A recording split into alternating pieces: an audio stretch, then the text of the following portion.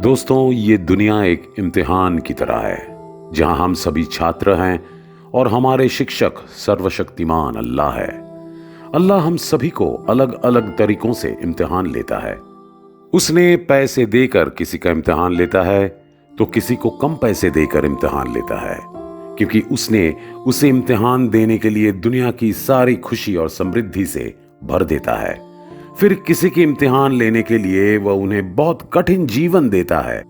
लेकिन दोस्तों, इसका मतलब ये नहीं है कि हम अपनी वर्तमान जीवन शैली के लिए अल्लाह द्वारा दिखाए गए मार्ग का अनुसरण करना कभी छोड़ देंगे या भगवान के निर्देशों की अनदेखी करना शुरू कर दें, क्योंकि अल्लाह हम सब पर नजर रखता है और उनकी दुआ से कब और कैसे किसी का समय बदलेगा ये कोई नहीं बता सकता है।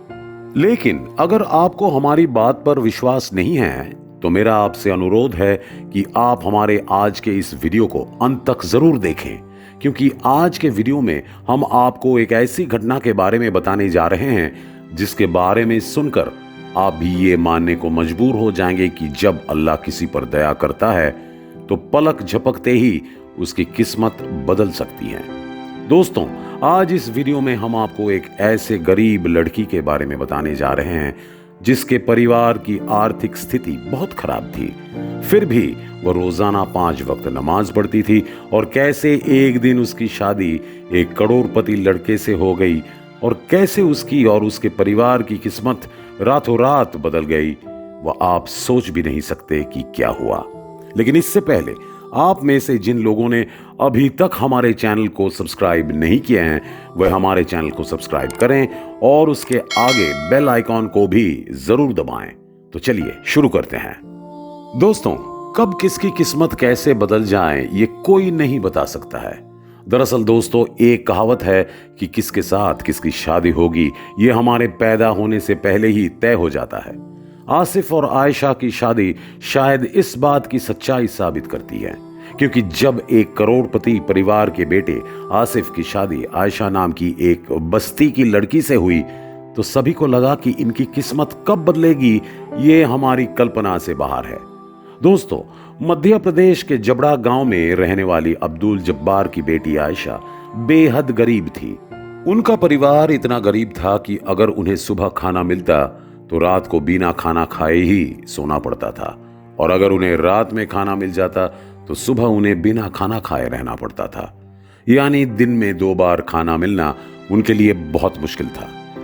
आयशा का परिवार इतना गरीब था कि उनके सर पर छत तक नहीं थी और ये परिवार बस्तियों में रहते थे। इस परिवार का प्रधान का नाम अब्दुल जब्बार था और उनकी एक बेटी थी जिसका नाम था आयशा। दोस्तों, आपको जानकर हैरानी होगी कि इतनी गरीबी में रहते हुए भी आयशा बहुत ही ईमानदार और नेक दिल इंसान थी। वह दिन में 5 वक्त नमाज पढ़ती थी और रमजान के महीने में रोजा रखती थी, यानी दिल से अल्लाह की इबादत करती थी। आयशा के गांव के बगल में एक और गांव था जिसका नाम सुकेत था। इस गांव में एक बहुत अमीर परिवार का एक बेटा रहता था जिसका नाम आसिफ था। आसिफ के माता पिता आसिफ के लिए एक बहुत दयालु सुशीली बेटी की तलाश में थे और संयोग से आसिफ के मामा भी आयशा की गांव में रहते थे। एक दिन वह अपने मामा के घर अपने परिवार के साथ घूमने आया था। आसिफ के मामा का घर आयशा की बस्ती के ठीक सामने था, यानी आसिफ के मामा के घर से आयशा का घर साफ देखा जा सकता था। एक सुबह जब आसिफ की मां बालकनी में नमाज पढ़ने गई तो उन्होंने देखा कि सामने बस्ती में एक लड़की प्रार्थना कर रही है। ये देखकर वो बहुत खुश हुई और सोचने लगी कि ये लड़की कितनी नेक दिल है और इतनी दरिद्रता के बावजूद कितनी ईमानदार है। फिर वह आयशा को रोज उस बालकनी से देखने लगे और उसके दिल में वो अपने बेटे आसिफ के लिए भी आयशा को पसंद करते थे। अपनी मां के मुंह से आयशा के बारे में सुनकर आसिफ को भी उससे प्यार हो गया और आसिफ की मां को आयशा का रहन सहन बहुत पसंद था, क्योंकि आयशा गरीब होते हुए भी नेक लड़की थी। फिर वह अपने परिवार के सदस्यों से आयशा के बारे में बात करता है और उसकी बातों पर घर के बाकी लोग आयशा के परिवार के सदस्यों से मिलने के लिए तैयार हो जाते हैं। फिर एक दिन आसिफ का परिवार आयशा का रिश्ता पूछने के लिए आयशा के घर पहुंचा।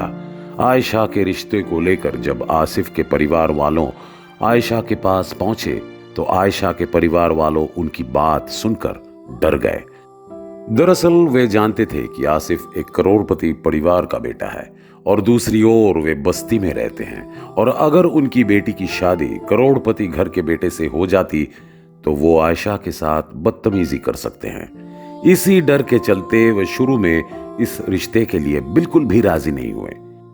लेकिन तभी आसिफ की मां ने आयशा की मां से कहा, हमारे पास अल्लाह से दी गई दौलत शौहरत से शुरू करके सब कुछ है, लेकिन हम अपने बेटे आसिफ के लिए एक अच्छे दिल वाली, संस्कारी और ईमानदार लड़की की तलाश में हैं। फिर उसने आयशा की मां को खुलकर सारी बात बताई, कैसे वह आयशा को रोज प्रार्थना करते देखा करते थे और कैसे उन्होंने अपने बेटे आसिफ के लिए आयशा को पसंद किया था।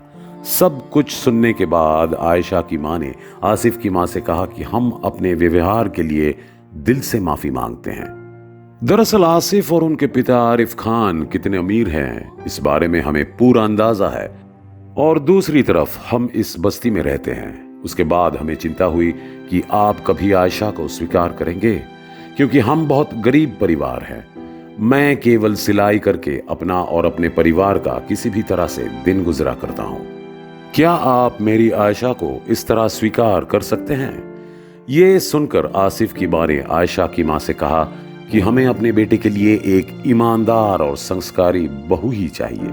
हमें आपकी हैसियत और पैसे की परवाह नहीं है। इसके बाद आसिफ के परिवार ने आयशा के परिवार को समझाने लगे। सब कुछ देखने के बाद आयशा के माता पिता भी सोचने लगे कि ये लोग बहुत अच्छे स्वभाव के हैं, उन्हें बस अपने घर के लिए एक संस्कारी और ईमानदार बहू चाहिए। इन लोगों का हमारे पैसों से कोई लेना देना नहीं है। और ऐसा सोचने के बाद आयशा के घर वाले भी इस रिश्ते के लिए राजी हो गए। फिर एक दिन मध्य प्रदेश के जबड़ा गांव में रहने वाले अब्दुल जब्बार की बेटी आयशा से आरिफ खान के बेटे आसिफ खान से सगाई ठीक हो गई और जल्द ही उनकी शादी का दिन नजदीक आ रहा था। शादी के दिन आसिफ निकाह करने के लिए आयशा के गांव हेलीकॉप्टर से आया था और शादी के बाद आयशा को उसी हेलीकॉप्टर से उठाकर उनके गांव ले गया था। आयशा ने कहा कि मैंने कभी नहीं सोचा था कि एक दिन मैं एक करोड़पति की बेटे से शादी करूंगी, लेकिन मुझे मेरी अल्लाह पर पूरा भरोसा था और मुझे यकीन था कि अल्लाह मेरी शादी एक अच्छे परिवार में देंगे। जब आसिफ आयशा को हेलीकॉप्टर से अपने गांव ले आया तब गांव के कई लोग उस नज़ारे को देखने के लिए भीड़ जमाने लगे, क्योंकि ऐसा नज़ारा पहले किसी ने नहीं देखा था।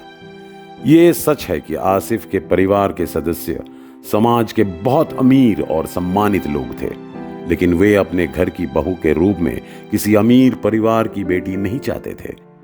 शायद सबसे पहले उन्होंने हजरत मोहम्मद द्वारा दिए गए सिद्धांत का पालन किया कि उनकी सुंदरता के कारण किसी लड़की से शादी ना करें, क्योंकि वो सुंदरता तुम्हें तबाह कर देगी। किसी लड़की से उसकी दौलत के कारण शादी ना करें, क्योंकि वह धन आपको पाप के सागर में धकेल देगा। किसी लड़की से उसके स्वभाव और चरित्र से ही शादी करें, तभी आपका वैवाहिक जीवन खुशियों से भर जाएगा।